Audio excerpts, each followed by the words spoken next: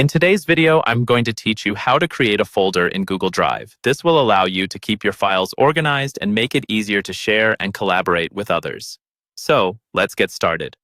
First things first, you'll want to navigate to the Google Drive homepage. You can do this by typing drive.google.com into your browser's address bar and pressing enter.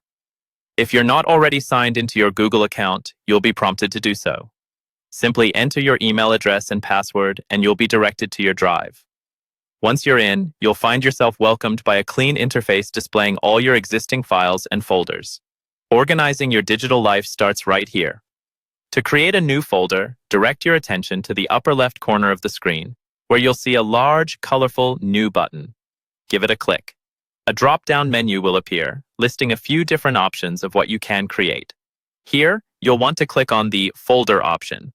A small window will then pop up in the middle of your screen, asking you to name your new folder. Naming your folder is important as it keeps things neat and helps you find what you need easily later. Type in your desired folder name and click Create. Congratulations, you've just created a new folder in Google Drive. You'll notice it appears in the main view of your Drive. It might seem simplistic, but getting this step down is crucial for managing your files. To move files into your new folder, you can simply click and drag them over to it. If you have files scattered around that belong together, drag them into this newly created folder.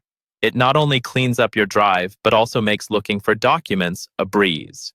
In case you want to share your newly created folder, simply right-click it and select Share from the drop-down menu.